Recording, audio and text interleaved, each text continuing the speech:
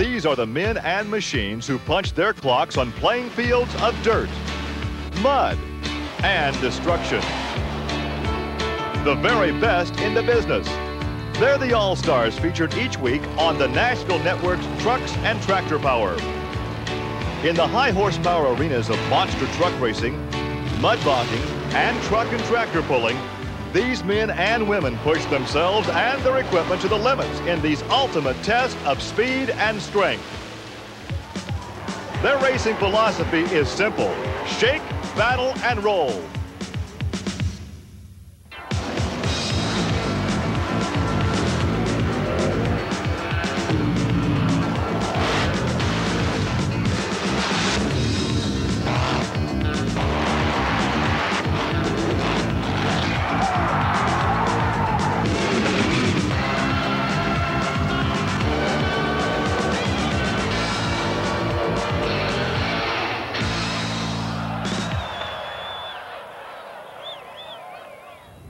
The only difference between men and boys is the price of their toys. That old adage certainly has a ring of truth in the sport of monster truck racing. Youngsters are fascinated with the monster machines. As for the men who pilot the real things, well, you might say they never gave up playing with trucks. But one thing's for certain: once that light goes green, they're playing for keeps. And that's when we separate the men from the boys. One guy who has certainly proved he can play with the big boys is Wadesboro, North Carolina's Gary Porter. The Carolina Crusher was always poised to climb the ladder of success in monster truck racing. A driven competitor, this proud member of the Chevy fleet had no problem making horsepower. But by stepping up in the suspension department, the Carolina Crusher was now able to combine the speed and agility to win races. And win Gary did, sometimes in explosive fashion. By capturing the 1991 MTRA Championship, Gary had gone to the upper rungs of this sport.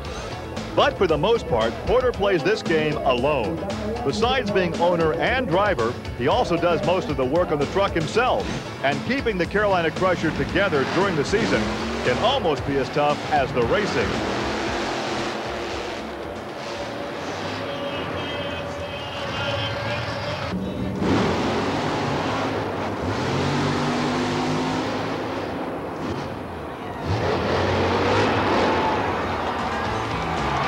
But rough rides are something this privateer knows all about. Because when the path to the finish line is covered with old Buicks and Chryslers, no one's expecting a free ride.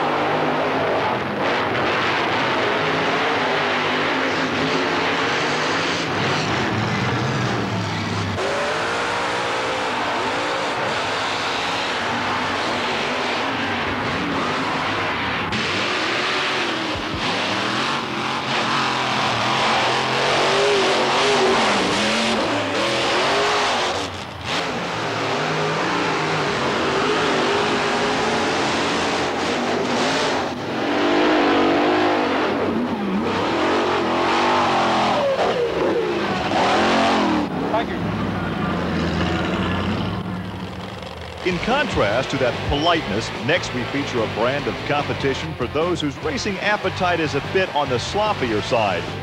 Mud racing is definitely an acquired taste. And one of the key ingredients in this volatile mixture of speed and slime is nitrous oxide. This highly combustible gas is outlawed in most forms of racing, but in mud bogging, instant horsepower is created by just hitting a button.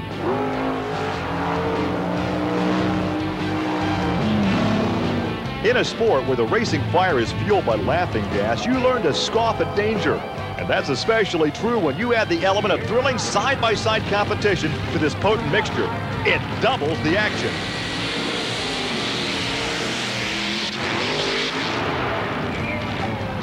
Well, the dual pass gives the spectators a lot more to watch for, but it's a lot more dangerous for us drivers, and especially in the slick shutdown areas. But that's just part of the game. And while some drivers may not get too excited over all of this, mud racing's open, unlimited class is one of the most thrilling spectacles in all of motorsports. It's a no-holds-barred, free-for-all, a fan's delight for those with a sweet tooth for speed and an appetite for destruction. And for a real taste of this sport, let's go south of the Mason-Dixon line for some Southern fried mud racing. The outlaw image of Southern racing is perhaps best captured in some of the top names in mud racing from the South. JoJo Kenser, the self-proclaimed bad agent of this sport. His black '89 Corvette with a 610 cubic inch Chevy power plant has garnered this native of Woodstock, Georgia, a reputation for being one of the wildest runners in the game.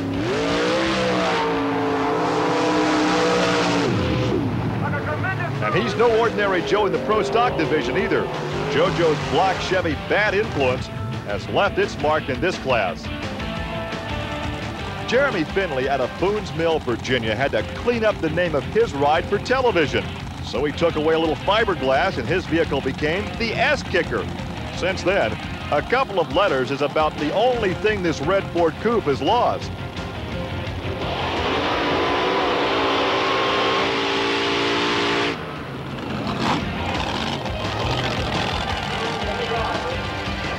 From Port Orange, Florida, Garland Walls in the 1990 nitrous-injected Chevy Blazer. He calls it the Gambler, and that's how we characterize his driving style. Sometimes you've got to know when to hold them.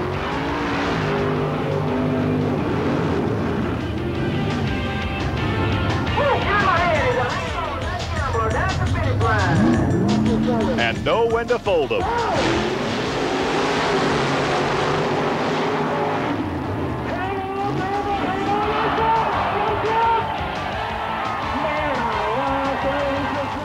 McDonough, Georgia's cigar-chomping Glenn Seabold, the 1991 Open Class champion in legal speed.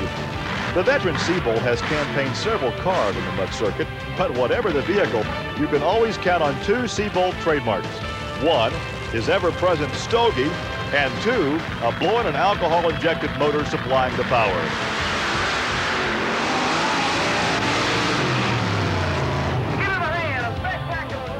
The feisty father and son team out of Grovetown, Georgia, Enos and Mike Thomas. Dad Enos in the heartbeat of America, a Corvette with a 615 cubic inch nitrous-injected Sonny's power plant. It's made Enos's heart skip a beat on occasion.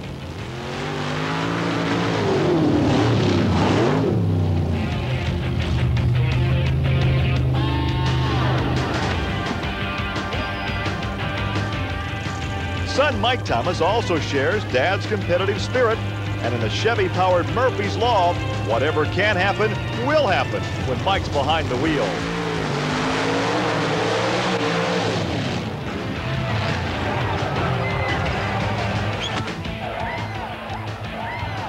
For years, Gary Osteen out of Daytona Beach, Florida, ran one of the wilder cars on the circuit, a '56 Thunderbird. Always popular with the fans, this fiberglass replica was just a little too heavy for Osteen to be competitive. But the feathers have come off the bird, and now Gary shows he can fly with the bad boys with his latest creation, the Dirty Bird, a 572 cubic inch Ford-powered rail.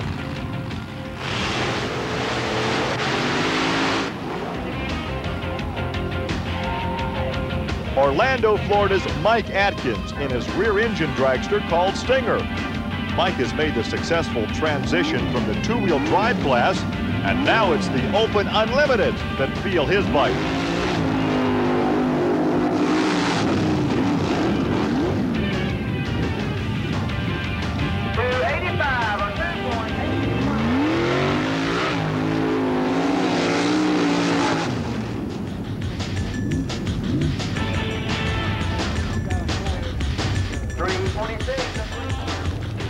Panama City, Florida's Bucky Dillard and his Jeep Rattler.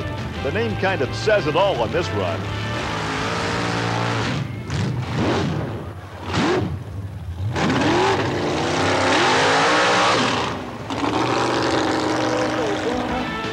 Another fine son of the South from the Sunshine State, Gene Whitaker, Lake Placid, Florida, in one of the heavier vehicles on the circuit, a 64 El Camino called Showtime. What's Gene put on a show?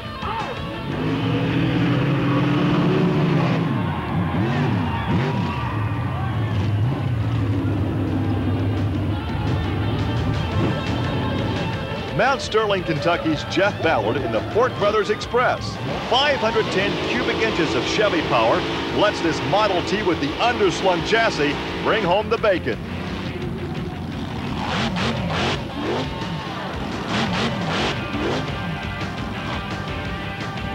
And from Gulfport, Mississippi, Larry D'Antoni in the Team Power Pro Coupe.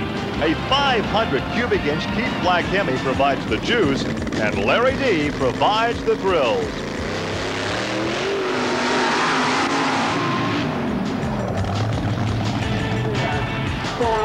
Tampa's Tony Giannis in his 1931 Chevy Coupe Daydreamin'.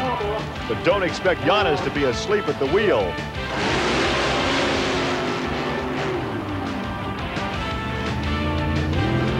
And Jim Bodkins and his backyard-built Exciter out of Fort Lauderdale, Florida. This is what can happen when you have too much horsepower for home-built axles. And here's a look again at what happens when you simply have too much horsepower, period.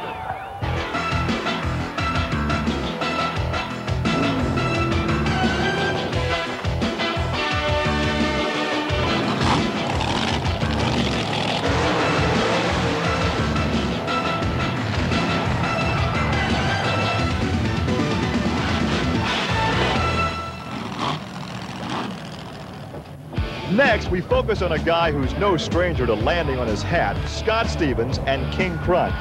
Stevens and his Auto Value Special have garnered a reputation as the rough and tumble kid of monster truck racing.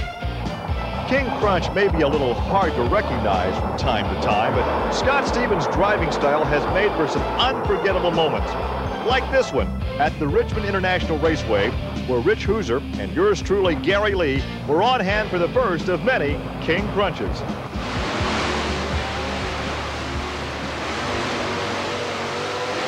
Oh, Scott's in trouble. He gets a little out of shape and he hits the wall. Bigfoot's going to take the win. I'm going to get down here and see if Scott's all right. And here is a look again.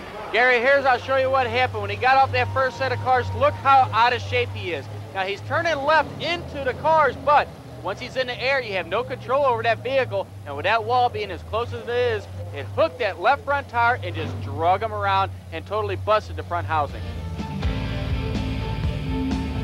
Scott was done for the night in Richmond, but rest assured he'd be back to shake, battle, and roll another day, like this Sunday afternoon at the Bloomsburg Fairgrounds, where Stevens was definitely on a roll. Round 2 action versus Barefoot.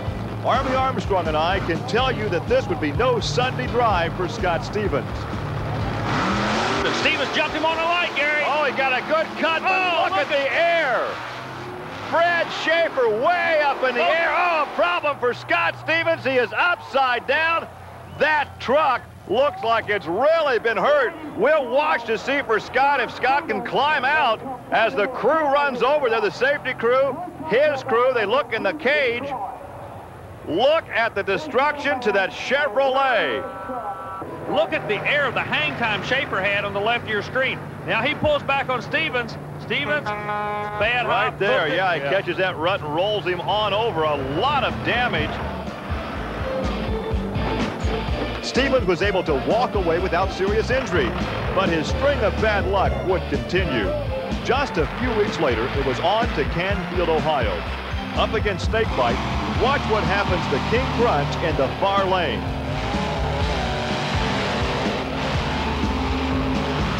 Another rollover. Scott would get it back together for the next day, where things only got worse. King Crunch in the far lane, minus the front doghouse, up against John Green and the Micro Machine. Here's the live call. Whoa, he's and going he's over upside again. down again. All the way over. Scott Stevens has to be saying, oh, no, not again. The crew runs over there. They're talking to he's him. moving in the cockpit. He apparently is okay, but how many times can you roll one over before you finally throw up your hands and say, I think I've had enough of this? But as we've seen, there's no quit in this man who epitomizes what it takes to shake, battle, and roll. And after Scott cleared the cobwebs, he tried to put it all in perspective. It seems like the thing that got us back to be competitive is probably what's hurting us a little bit right now. But, you know, we're still there, and it's a long season. You know, we're going to still come out of here in the top 5. We'll be happy, and we're not going to miss no points races. We're going to be at every one of them. Scott Stevens and King Crunch on his hat one day and ready to race the next. Good safety equipment has kept this gutsy racer out of Woodlands, Texas from being seriously hurt. But it's his strong will to win that keeps King Crunch coming back for more, because when his truck stays upright, it's one of the hardest chargers on the circuit.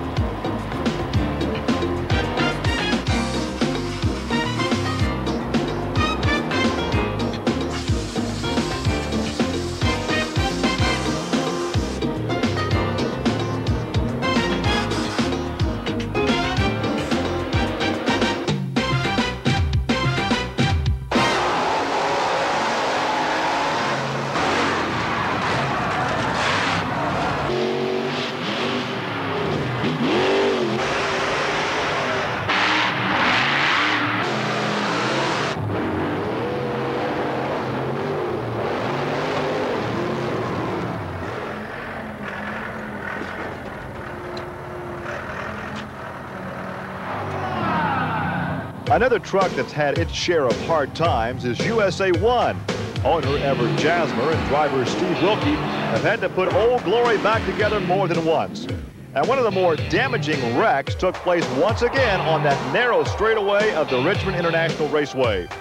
USA 1 in the near lane versus Equalizer in the far lane.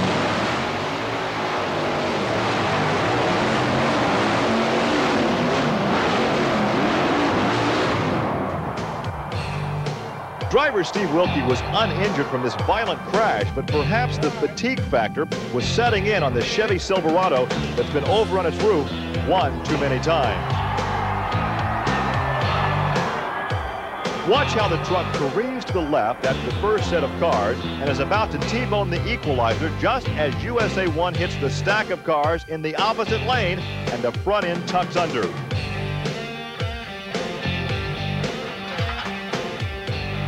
After Steve Wilkie collected his thoughts, he talked to Army Armstrong.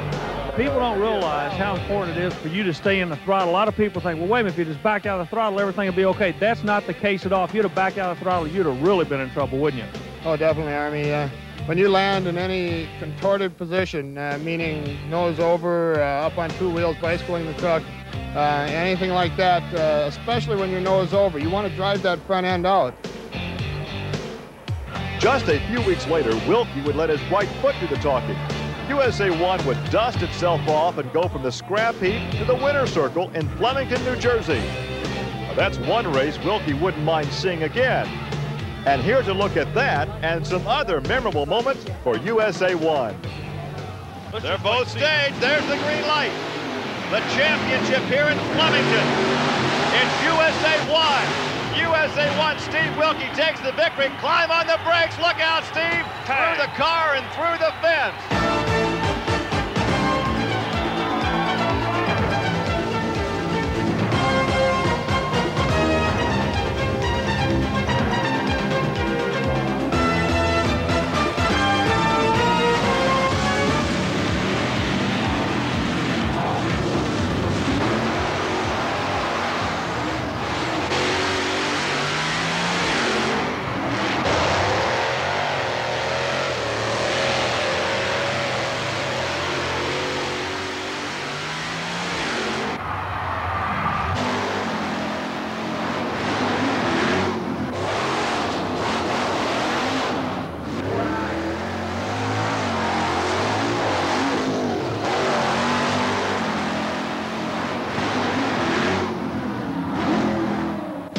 The gravedigger, Dennis Anderson, is another driver who is tough on equipment. Anderson, in his 1950 Chevy panel wagon with that customized paint job, is one of the most popular attractions in the sport of monster truck racing. While the truck itself is a showstopper, it's the way Anderson drives that really gives the fans their money's worth, despite what he tells the folks back home. I'm just trying to keep my cool. I'm in front of I got my whole family out here. I kind of worry my mom the way I drive. I promised to her tonight that I was going to drive like somebody with some sense, and it's working. Don't believe it for one red second. Anderson may not always make it to the finals, but every time he pulls up to the starting line, you know the gravedigger's going all out.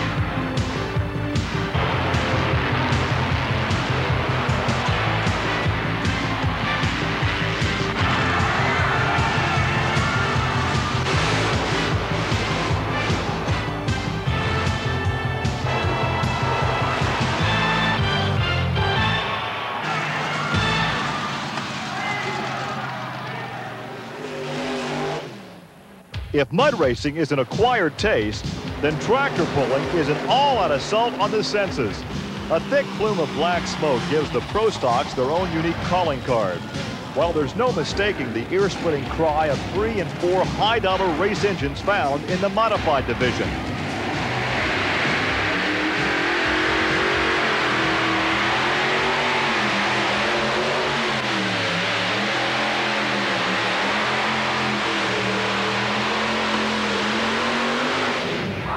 In the smoker division, the same brand names that are mainstays in rural America take center stage. John Deere, International Harvester, and Case Magnum slug it out for the manufacturer's title. With the modified, the names that get top billing are the ones more associated with the sport of drag racing. Arius, Keith Black, Rodeck. Tractor pulling has its roots in the small-town atmosphere of farms and county fairs. But this horsepower hayride can also produce some big-time thrills.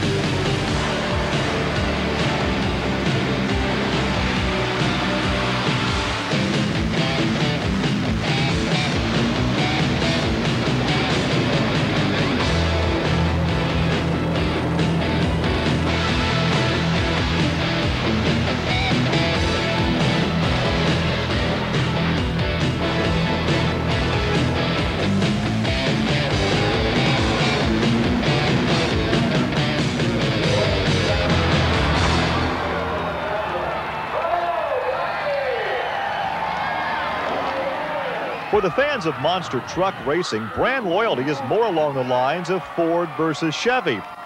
One truck the Ford faithful love to cheer for is the Jersey Outlaw.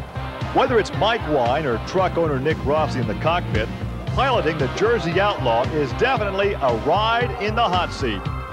And the temperature can also get pretty high in the pits when it comes to keeping this Ford together week to week on the circuit.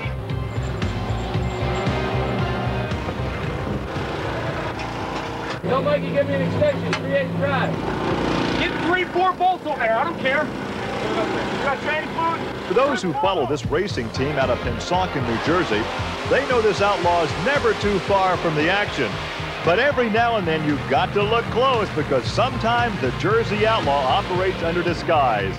At the Indiana State Fairgrounds with Nick Rossi at the helm minus the sheet metal, it was actually nothing short of a miracle this truck was running at all following an incident the day before in qualifying. Watch this tough landing as the left front spindle digs in and completely flips the truck. Although Rossi was unhurt, the truck's body was totally demolished. But as we'll see, mishaps like these don't diminish the Outlaw's hard-charging spirit.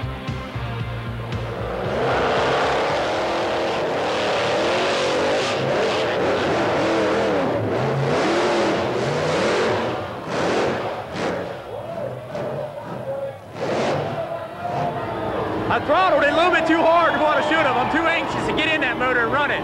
So I got too close to the walls, I hit them, I throttled it and went up over top of them.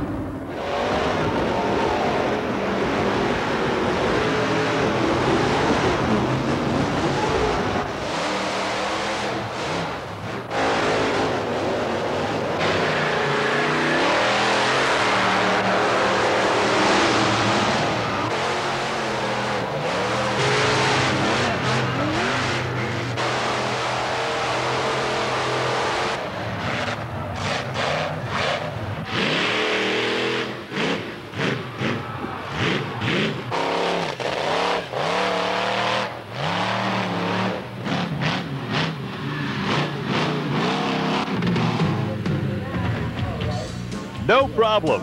That may be the name of the truck John Moore drives, and judging from this pose, his attitude on life.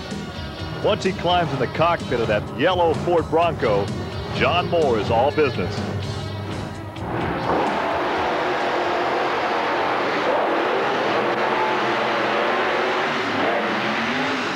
In the business of racing, the No Problem team is a family affair. John's wife Heidi is co-owner along with John. While she does everything from work on the truck to handle all the everyday business affairs, she's also his #1 fan. This short wheelbase spring leaf truck with the 460 cubic inches of Ford power is a fixture on the monster truck circuit. And while the No Problem team may still be searching for that winning formula, John and Heidi have never lost the secret for running hard and staying competitive.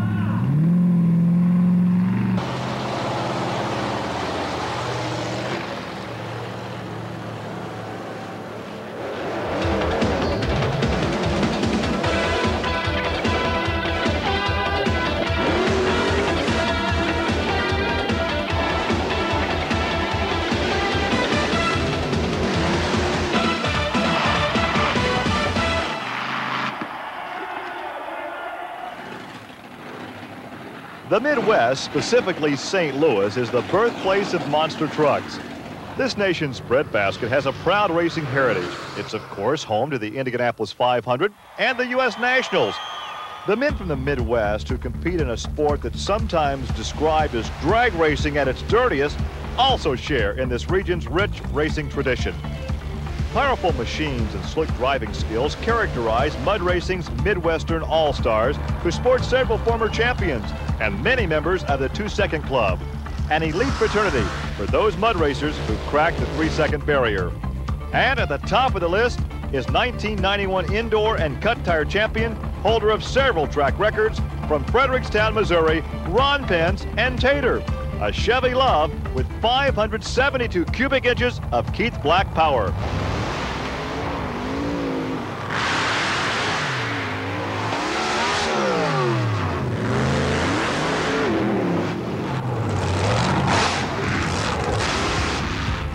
One of the most exciting performers in the sport is another former champion and card-carrying member of the 2-second club, Tom Meents, out of Paxton, Illinois, in his 32 Ford Roadster, Shake Me. While this is the form that garnered Shake Me the 1989 NLRO Car of the Year title, Tom can still shake himself up on occasion.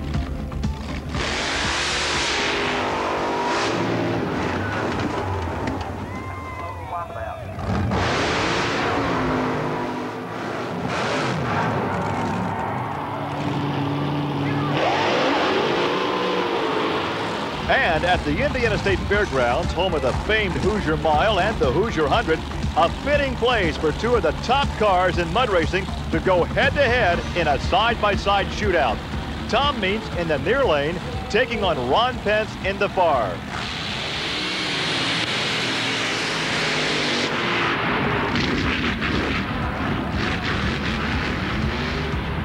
And when the dust had cleared, Tom Meents and Shake Me had taken the win by just 10/100ths of a second over Ron Pence and Tater. Mishawaka, Indiana's Mike Fair, the 1989 cut tire champion, is also no stranger to close calls. His 23 Alter T, the time traveler, can also travel a little too close to the edge at times.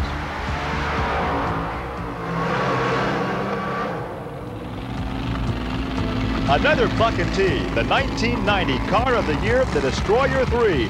Rick Keel holds several NMRO national records in this car and doesn't rely on nitrous for power.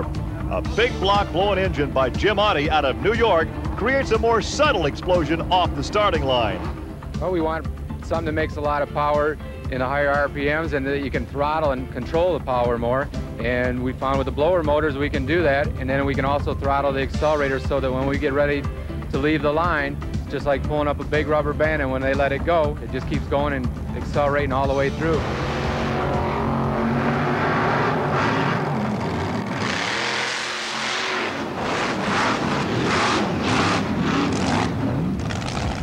Vandalia, Ohio's Chad Miller and the Instant T, which sometimes spells trouble.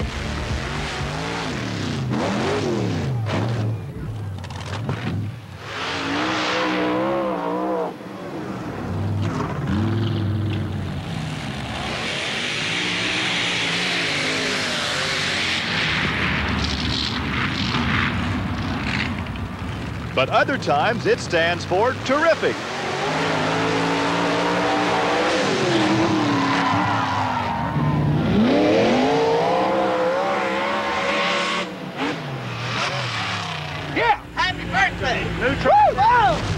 Also out of Vandalia, Ohio, Tom Marsh, who, like his buddy Chad Miller, can also get into some precarious situations.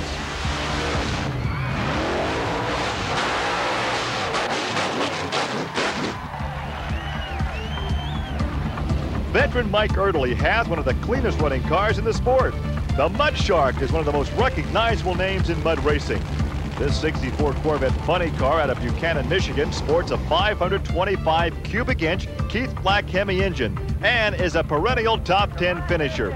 But even this shark can sometimes swim in troubled waters.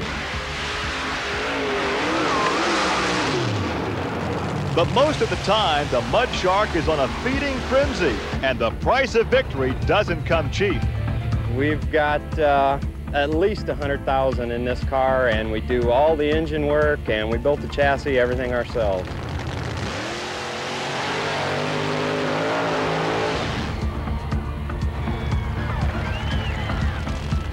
El Dorado, Illinois' Wes Newman and his Jeep Bunny car's need for speed can get him into trouble.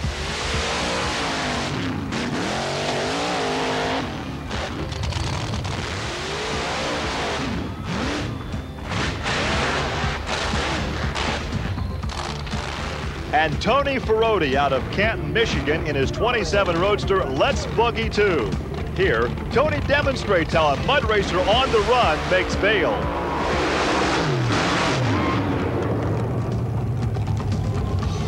But that wasn't the last straw for Tony. He, like all good haymakers, come back to shake, battle, and roll another day.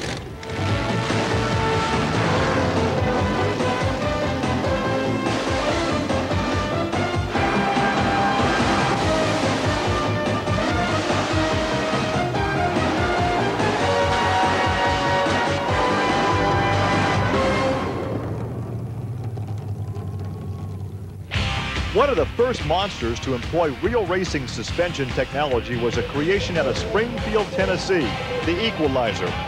The Equalizer was the first monster truck to go with an all-coil, 4-link shock setup. This enabled the truck to eliminate a lot of the bounce coming off the cars and made the Equalizer one of the most feared machines in the sport. By capturing the 1989 championship, owner Gary Cook proved that this would be the wave of the future in monster truck racing. But the Equalizer was clearly at the head of the pack. And today, leading the charge is one of the bright young stars in monster truck racing, Greg Holbrook. What Holbrook lacked in experience, he more than makes up for with a quick hammer. And if a veteran gets the best of him once, rest assured this youngster is more than capable of coming back to even the score.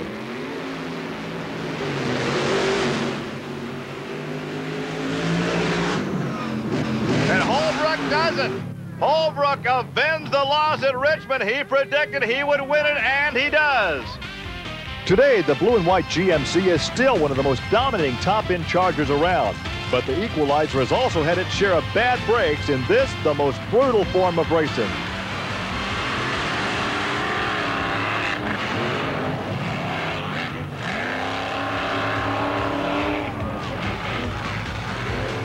While the Equalizer may resemble a lowrider monster here, the truck has certainly spent a lot more time riding high.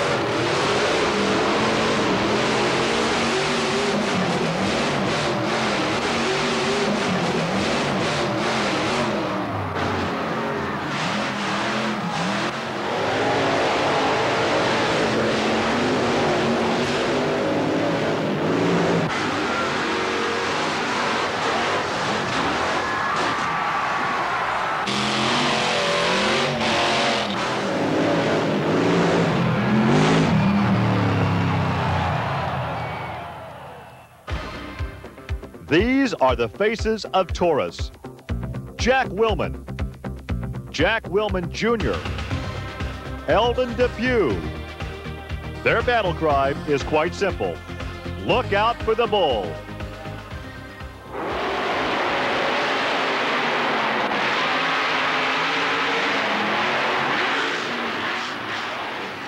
At the end of the day, this is a familiar pose for the racing operation out of Granite City, Illinois. In the sport of monster truck racing, this is the complete package. At a cost of $70,000, Taurus combines the Chevy muscle to send the 5-ton truck airborne and the state-of-the-art chassis design to absorb the impact and hug the track. The Fox Racing shocks come from off-road racing, and they're a perfect fit for Taurus, whose brand of off-roading is riding over traffic. A mid-mounted engine makes for better balance, and a fiberglass body with lightweight chassis tubing also helps Taurus stay quick. These are the little tricks of the trade that crafty old drag racer Jack Willman Sr. has employed to build himself a winner. Because unless Taurus takes itself out of competition, this truck is usually flattening opponents. And here now is a look at why we're so bullish on Taurus.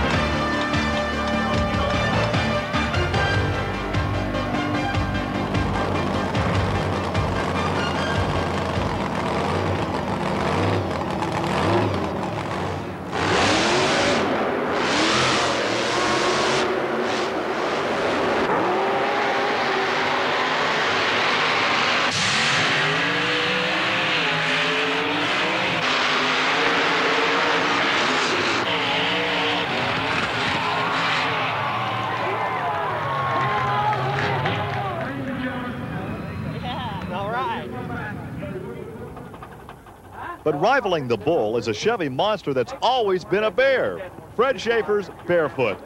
The first Chevy monster truck ever created still ranks #1 with the Bowtie Brigade. This long wheelbase, lightweight fiberglass truck with 572 cubic inches of Chevy might and a 3-speed Lenco transmission is quite literally loaded for bear.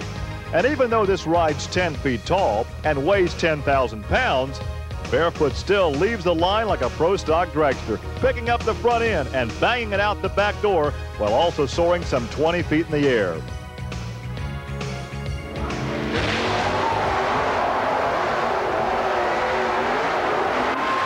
It's runs like these that helped Fred capture the 1990 Indoor Championship. And over the years, Fred has certainly proved he's a racer for all seasons.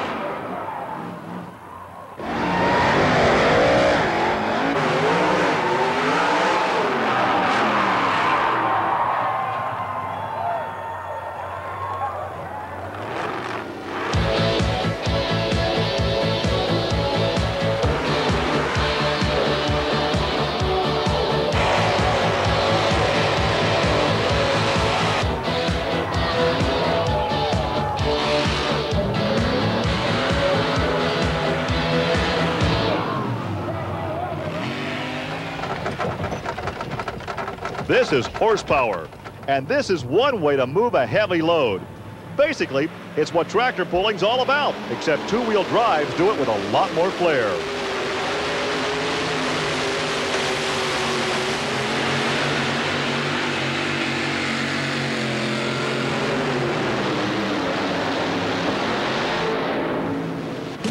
The variety of vehicles and the wheels-up action makes this tire-tapping motorsport an uplifting experience. But that sled sure can bring you down in a hurry.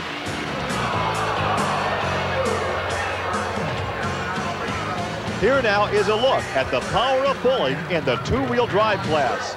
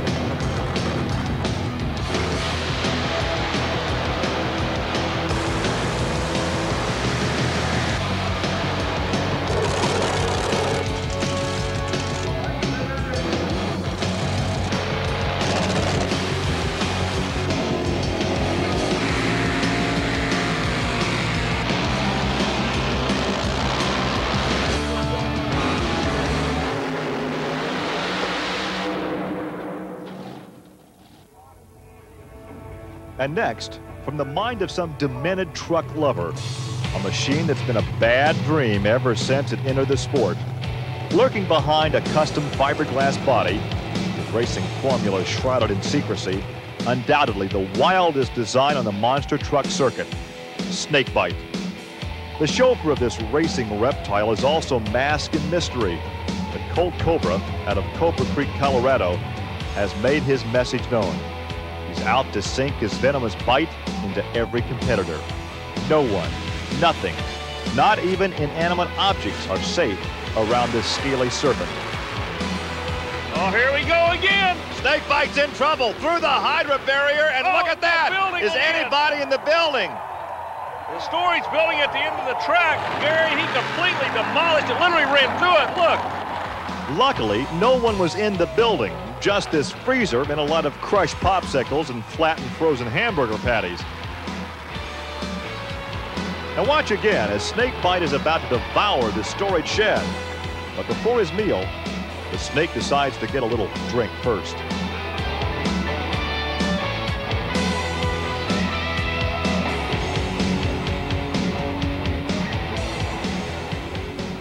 I drove that barefoot truck. I knew I was going to have to run hard and run fast. Kind of threw me off to one side there, and the back end sprung up on me. I was powering out of it, and I was kind of looking for the remote control guy to be killing me, and it never came around, and next thing I know, I was sitting in the barn down there. Colt Cobra was obviously shaken, but not a lot of heavy damage was done to the truck or his racing resolve. Because from the moment one first laid eyes on this truck, the snake's stare lets you know one thing. I'll be back. I'll be back. And now, here's a look at the snake on the prowl. Isn't this what she said to me on Friday?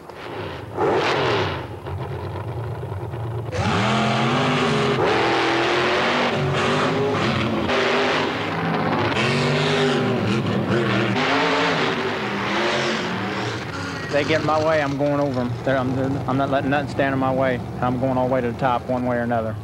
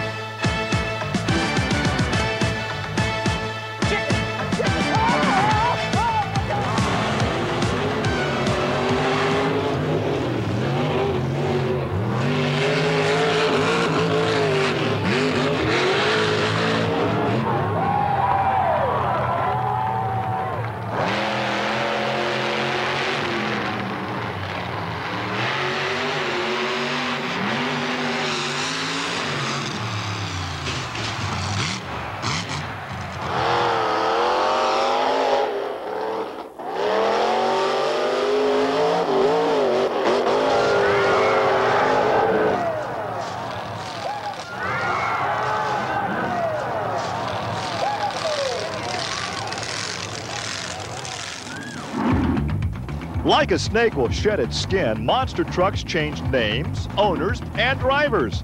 Nightlife was the candy apple creation of Dave Wyzorek out of Grand Island, Nebraska, who then sold the Chevy Stepside to Wayne Smozanik from Jupiter, Florida. The new man in the driver's seat gave the truck a more suitable name for its new base of operation, Tropical Thunder. But before the new paint job, there was this storm to weather at the Bloomsburg Fairgrounds, where it was lights out for nightlife, as Wayne Smozanik would tell Army Armstrong. Well, as you can see behind us, Wayne Smozanik out of Florida took a ride on a wild side today. Wayne, what happened out there? Army, we hit the second set of cars wide open, so that's the only way you keep up with these guys. And what happened was, as best I can tell, I slung the power steering belts off and lost the steering. When I got back on the ground, the truck was up on its side, which normally wouldn't be a bad situation, but of course, without the assist of the hydraulic steering, you just can't muscle the truck around. And going that fast, once the one tire caught, it rolled it right on over. Watch again as Wayne's world is suddenly turned upside down, just when everything looked excellent.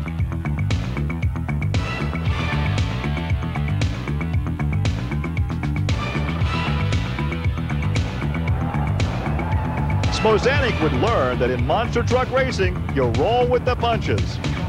And here now, we'll roll with the changes of Nightlife and Tropical Thunder.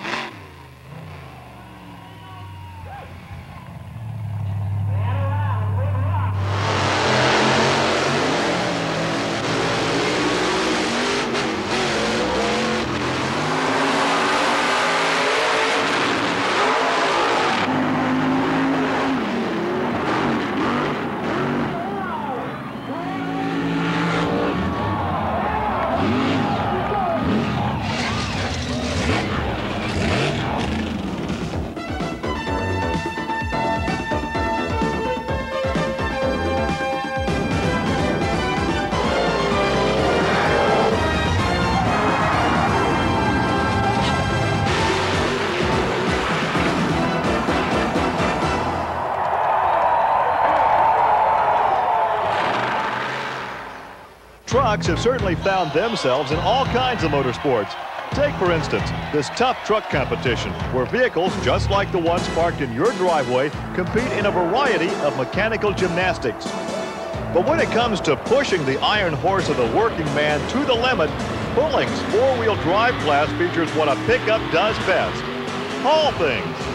But instead of moving furniture, they pull the weight of a three-bedroom house, nearly 40,000 pounds.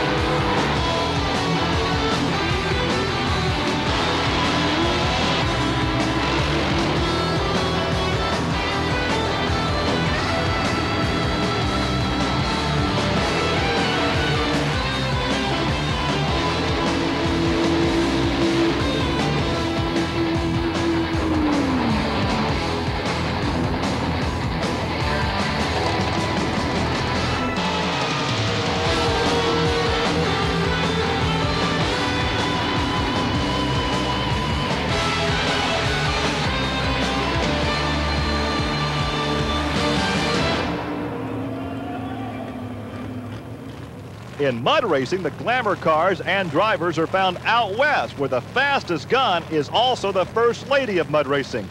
Paula Harbuck of Oologah, Oklahoma was the 1990 NMRO Cut Tire champion. Paula has proved this lady's place is behind the wheel of her 1990 Chevy S10 with the 453 cubic inch blow-in Rodeck. The name of the truck, Flirting with Disaster, and that sort of sums up what this sport of mud racing is all about.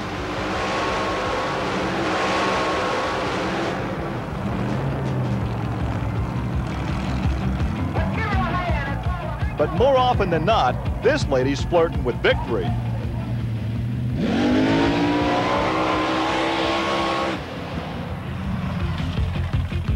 Also along for the ride is Paula's husband, Jim Harbuck, who not only serves as her crew chief, but also competes in the paddle tire class.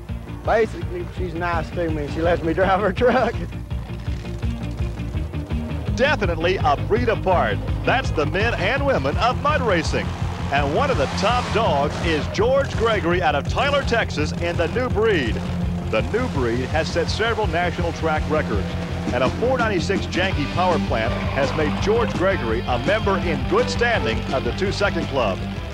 Crew Chief Rick Bale solidifies this team by taking an active role in virtually every aspect of the racing operation, because he knows there's only one thing he wants George Gregory thinking about.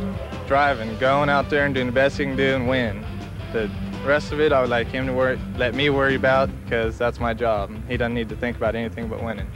And that strategy has helped the New Breed become a trendsetter in mud racing by capturing several indoor titles, as well as the NMRO's 1990 Open Class Championship.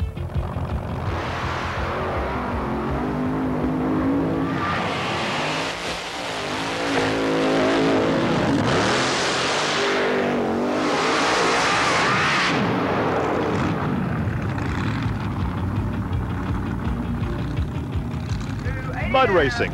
It's good, clean fun, just like all forms of motorsports, except this brand of competition creates a much bigger splash.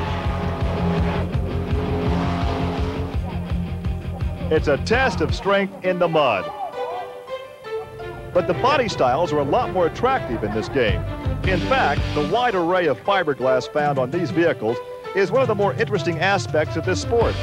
We've seen Jeeps, trucks, roadsters, dragsters, Corvettes, coupes, El Caminos, T-Birds, even a full-bodied 57 Chevy.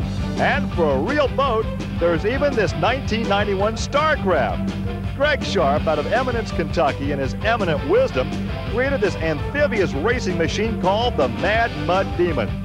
We're not exactly sure what possessed Greg. All we can say is, Greg, whatever floats your boat. Because the sailing isn't always smooth in mud racing.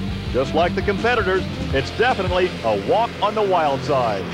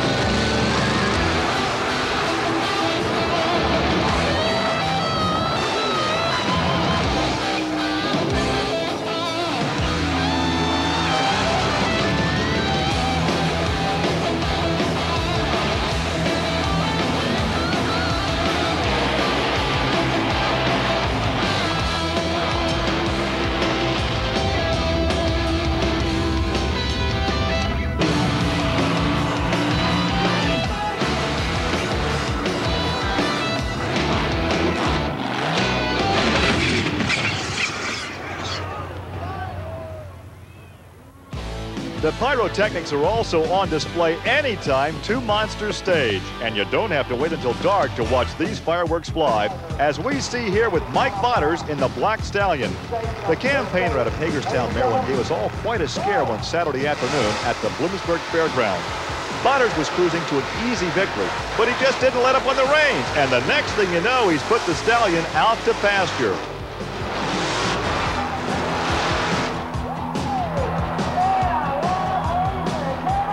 Mike would climb out of the cockpit with no serious injuries. That was another story as far as this black Ford was concerned. But before the stallion went back to the barn, Mike Botters spoke with Army Armstrong. First of all, are you okay? Yeah, I'm fine. Did you have any idea when the truck was going over or that it was going over? Well, I felt the truck go to the right real hard, so I tried to correct my steering, and it just wouldn't come back. Louisville Motor Speedway was the site of some more wild pony rides.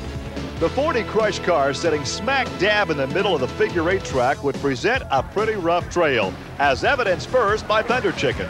Driver Kid Rarig has reason to squawk. Watch as he gets zapped in the cockpit on this landing, courtesy of those rocket ramps.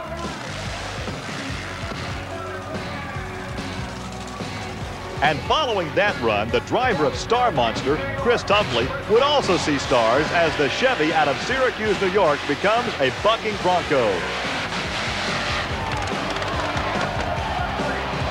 But the straw that breaks the camel's back, or in this case, one of the back tires of Bennett Clark's Clydesdale, would take place shortly after that. Watch as the pink Chevy in the near lane lands on the junk cars and completely snaps the entire housing on the right rear tire. This pony's ride on the rough terrain of the Louisville Motor Speedway would end up with the Clydesdale looking for a new hoof. And whoa, Kemosabe! This wasn't the only wild ride Jack Brady would take in his Jeep Cherokee at the Bloomsburg Fairgrounds. Earlier, the Pennsylvania native would nose his truck's front end in between the gap of cars, creating this wheel stand and causing the Kemosabe to break the rear steering. Steering clear of disaster, however, was Jesse Berge. Watch as Playing for Keeps in the near lane holds on for dear life in Bowling Green, Ohio.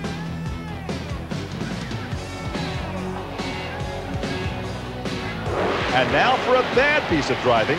We head across the state to Canfield, Ohio, where Taurus has taken an easy victory, but his opponent, Goliath, demonstrates why you never turn your back on a monster truck. End over end. Not exactly the textbook way of making it over the cars. In one of those weird instances when going too slow may have caused the wreck, Tura, with not enough momentum to get over the cars, gets caught in the gap, causing his back end to buck him completely over.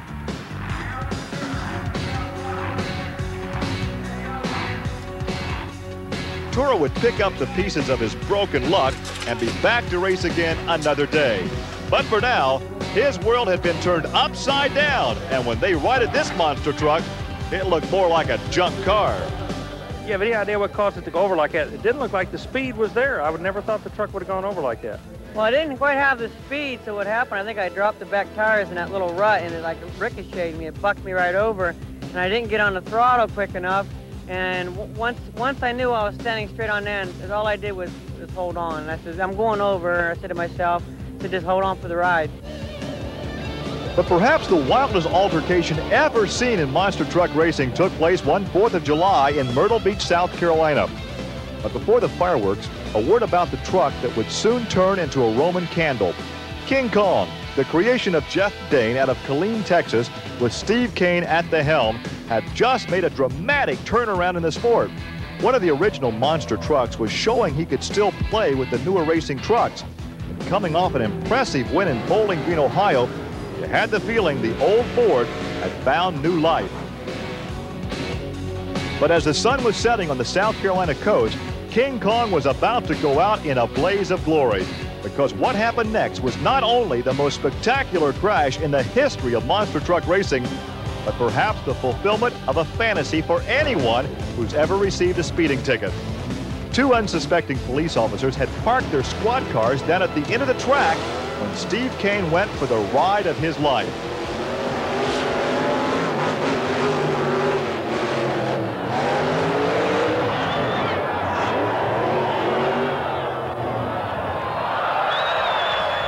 Kane was able to climb out of the back of the truck unscathed, but definitely shaken as he talked to Army Armstrong. When I come over that second set of cars, it got really squirrely on me, and it looked to me like I was going to hit that wall, so I was trying to compensate for it when I was, before I hit the ground, turn the wheel a little bit. And I think I turned the wheel just a little bit too much, and, when she hit the ground, that front end really hooked up, and it looked to me like when you turn the wheel, the right front hit the ground, but at that time, the left front wheel was up on the rail. Is that what could have thrown you over this thing? When you got the left wheel onto the rail, it looked like you're really in trouble. Yeah, I think that's, I really don't know. Everything was happening so fast, I'd have to look at the video, but I'd say that'd be about right. That front tire hit that rail and everything. We've been talking in the sport about how you drivers have to do something that's almost unnatural. That is, when you get in trouble, you have to gas the engine. That's exactly what you did. I cannot think of anything you could have done different to get out of that situation. Well, I don't know. I seen that sign coming up, and all I was trying to do was get it turned back over on its wheels, but nothing worked, Sadly, that would be the last roar for King Kong. So the next time you get a parking ticket, take a minute and remember this old Ford. Your citation is nothing compared to the accident report this police officer had to fill out. As we've just seen, monster truck racing lies somewhere between child's play and massive destruction. So as we leave you, here's a reminder of the kid in all of us. and a salute to those who never gave up playing with trucks.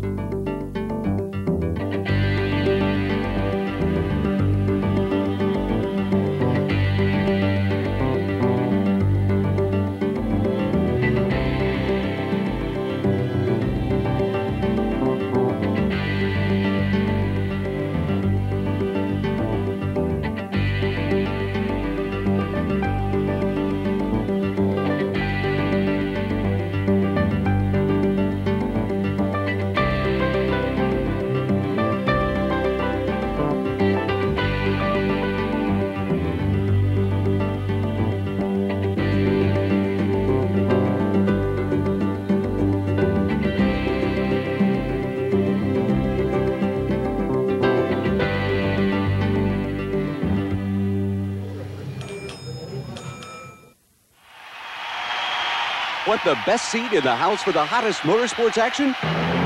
Then choose from over 40 spectacular titles in the Diamond P Motorsports Action Catalog. No collection is complete without the hottest selling action video series available anywhere, and They Walked Away. In all 4 And They Walked Away videos, you'll thrill to the awesome power of top fuel dragsters and funny cars unleashed and out of control. The chills and spills of motorcycles, speeding stock cars, and high-flying monster truck mayhem. You'll jump out of your chair with the nerve-tingling adventure of unlimited hydroplane racing included in Atla 4. And in each bone-jarring incident, the driver walked away. Drag racing fans will recapture all the exciting moments of the season in Diamond P's Drag Racing Yearly Review. Relive each year of the Blazing Straightliners from Drag 86 through Drag 95 as NHRA's top drivers compete for the coveted championship crown. Call the 24-hour hotline number on your screen and order from our special series of biographies on some of motorsport's most dominant legends, like drag racing's undisputed record setter Kenny Bernstein, the king of speed. You show me someone that enjoys losing, I'll show you someone that's never won. It's that simple. Meet the force behind the Liquid Oval's most prolific team, Bernie Little, Mr. Unlimited, and his quest to become Unlimited Hydroplane Racing's winningest team with the Miss Budweiser. And the nightmare continues with the man whose every pass down the track is nothing short of an amusement park thrill ride. John Force, still the one, is wall-to-wall excitement as well as candid interviews. I have all the fear in the world. I have all the respect for this hot rod because it can hurt you. Still not full? Still craving more action? Then call the number on your screen and get the catalog. Inside, it's full of action videos including the Shake, Battle, and Roll series. The videos that will satisfy your need for gritty, roaring monster truck and mud racing drama, four-wheel and off-road jamboree excitement, and the exciting, car-crushing monster truck Thunder Drag series. Want more? You'll find that not every awesome fire, flip, and tumble is unexpected. In Joey Chitwood 50 Years of Thunder, you'll experience precision stunts and death-defying feats from the most legendary thrill show on wheels.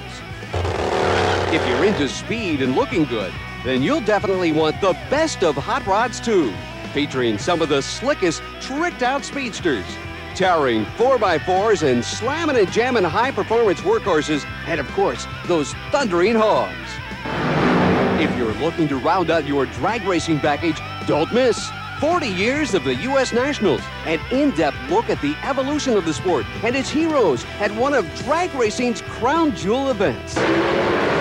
For practical tips and expert instruction on how to make your racing dreams a reality, pick up your copy of From Street to Strip with legendary racer and instructor Frank Holly.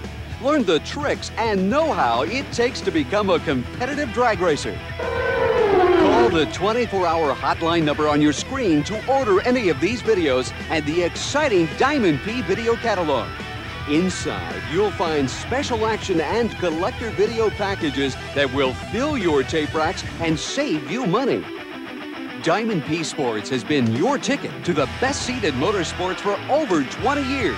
And the whole Diamond P Action Library is at your fingertips by calling now.